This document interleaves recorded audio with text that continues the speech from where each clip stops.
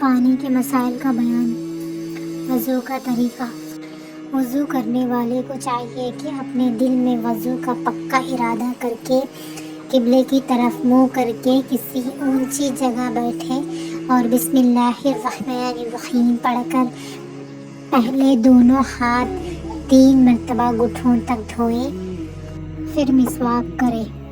اگر مسواک نہ ہو تو اپنی انگلی سے دانتوں اور مسوڑوں کو مل کر صاف کرے، اور اگر دانتوں یا تالوں میں کوئی چیز اٹکی یا چپکی ہو تو اس کو انگلی یا مسواک سے صاف کرے، پھر 3 مرتبہ کلی کرے، اور اگر روزہ دار نہ ہو تو گرگرا بھی کرے، اور اگر روزے دار ہو تو گرگرا نہ کرے کیونکہ حلق تک پانی چلا جائے گا۔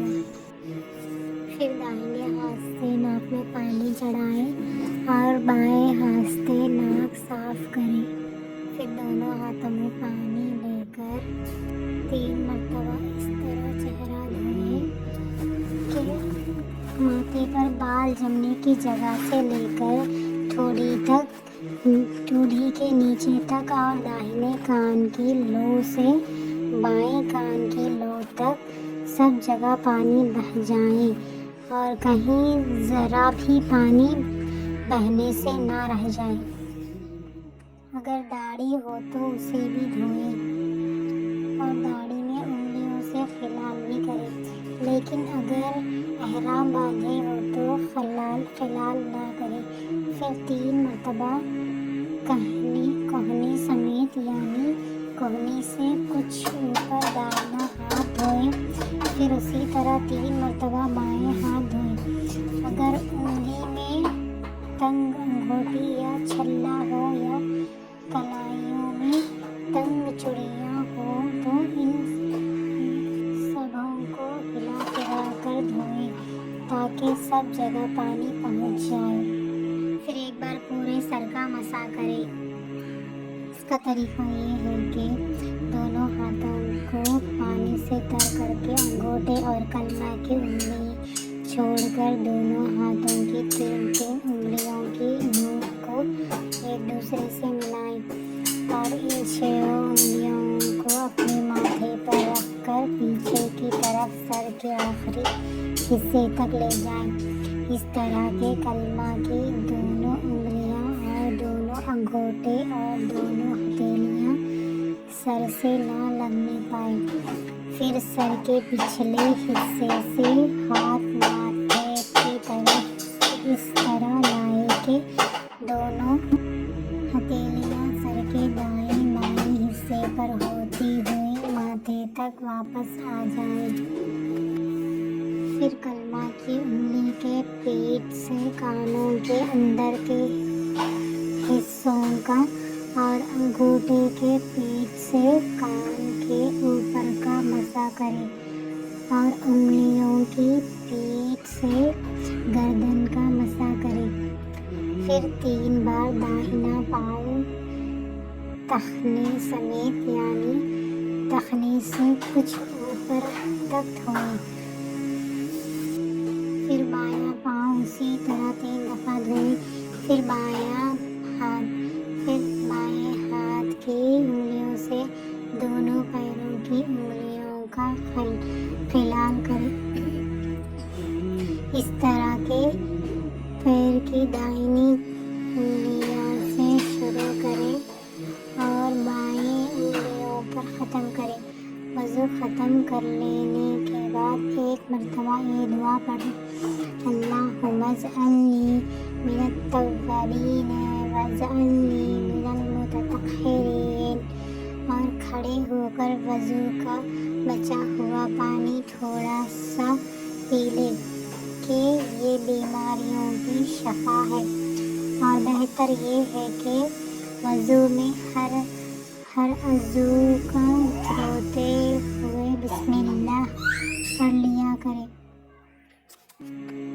اور درود شریف اور کلمہ شہادت بھی پڑھتا رہے۔ اور یہ بھی بہتر ہے کہ وضو پورا کر لینے کے بعد آسمان کی طرف منہ کر کے سبحانک اللہم و بحمدک اشہد ان لا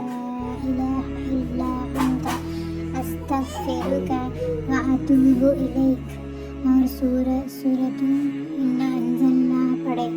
مگر ان دعاؤں کا پڑھنا ضروری نہیں، پڑھ لے تو اچھا اور ثواب ہے، نہ پڑھے تو کوئی حرج نہیں. وضو کے فرائض. وضو میں 4 چیزیں فرض ہیں. پہلا، پورے چہرے کا ایک بار دھونا. دوسرا، ایک بار دونوں ہاتھوں کا کہنیوں سمیت دھونا. تیسرا، ایک بار چوتھائی سر کا مسح کرنا، یعنی گیلا ہاتھ سر پر پھیر لینا. چوتھا، ایک بار ٹخنوں سمیت دونوں پیروں کو دھونا. وضو کی سنتیں. وضو میں 16 چیزیں سنت ہے. پہلا، وضو کی نیت کرنا.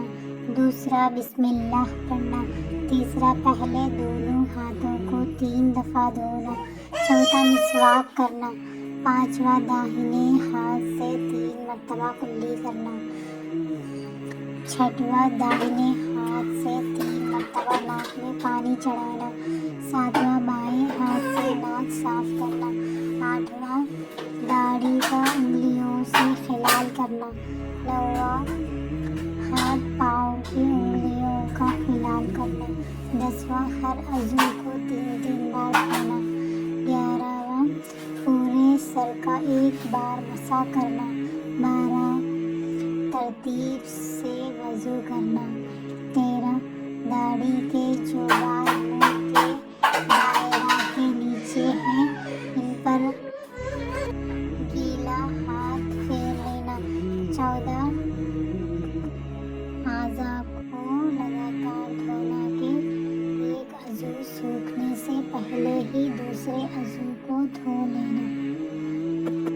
15، کانوں کا مسح کرنا. 16، ہر مکروہ بات سے بچنا. وضو کے مکروہات. وضو میں 21 باتیں مکروہ ہیں، یعنی یہ چیزیں وضو میں نہ ہونی چاہیے. پہلا، عورت کے وضو یا غسل کے بچے ہوئے پانی سے وضو کرنا.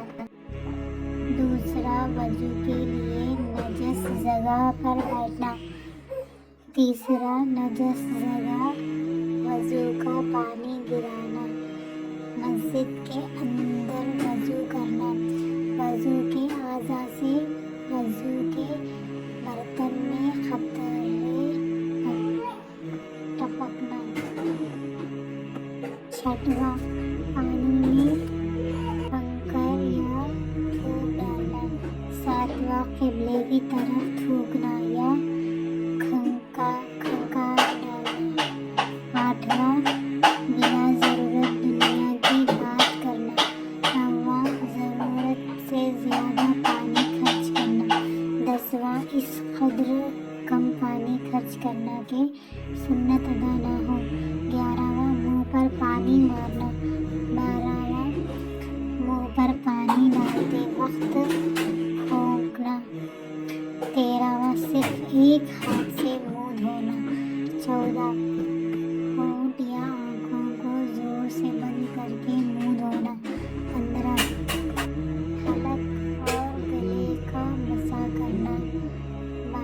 16، بائیں ہاتھ سے کلی کرنا یا ناک میں پانی ڈالنا. 17، داہنے ہاتھ سے ناک صاف کرنا. 18، اپنے لیے کوئی وضو کا برتن مخصوص کر لینا. 19، 3 نئے پانیوں سے 3 دفعہ سر کا مسح کرنا. 20، جس کپڑے سے استنجا کا پانی خشک کیا ہو اس سے وضو کے اعضاء کو پوچھنا. 21، دھوپ میں گرم ہونے والے پانی سے وضو کرنا. ان کے علاوہ ہر سنت کو چھوڑنا مکروہ ہے. وضو توڑنے والی چیزیں، یعنی وضو جس سے ٹوٹ جائے گا. پہلا، پیشاب یا پاخانہ کرنا. دوسرا، پیشاب یا پاخانہ کے راستوں سے کسی بھی چیز حوض یا پاخانہ کے راستے سے ہو کر نکلنا۔ تیسرا، بدن کے کسی حصے یا کسی مقام سے خون یا پیپ نکل کر ایسی جگہ بہنا کہ جس کا وضو یا غسل میں دھونا فرض ہے۔ چوتھا، کھانا یا پانی یا خون یا پتھر کے منہ بھر کر کھائے ہو جانا۔ پانچواں، اس طرح سو جانا کہ بدن کے جوڑ ڈھیلے پڑ جائیں۔ چھٹواں، بے ہوش ہو جانا۔ ساتواں، گھسی طاری ہو جانا۔ آٹھواں، کسی چیز کا اس حد تک نشہ چڑھ جانا کہ چلنے میں قدم لڑکھڑائے۔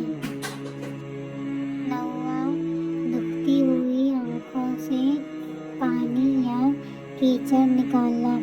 10واں، رکوع سجدہ والی نماز میں کہاں لگا کر ہنسنا، مثلاً وضو کے بعد کسی کا سطر دیکھ لینا، یا اپنا سطر کھل گیا، یا خود بالکل ننگے ہو کر وضو کیا، یا نہانے کے وقت ننگے وضو کیا تو وضو نہیں ٹوٹتا۔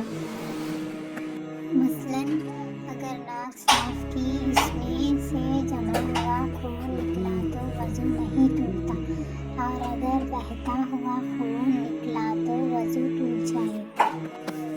سجدہ، تلاوت اور قرآن شریف چھونے کے لیے وضو کرنا فرض ہے۔ خانہ کعبہ کے طواف کے لیے وضو واجب ہے۔ وضو کے درمیان اگر وضو ٹوٹ جائے تو پھر شروع سے وضو کرنا چاہیے۔ وضو کے بعد ناخن کاٹنے یا بال کاٹنے سے وضو نہیں ٹوٹتا۔ جو باوضو تھا اب اسے شک ہے کہ وضو ہے یا ٹوٹ گیا تو اس کو وضو کرنے کی ضرورت نہیں، اگر ہاں وضو کر لینا بہتر ہے۔ اس ویڈیو کو بنانے کا مقصد صرف دین کو پھیلانے کا ہے۔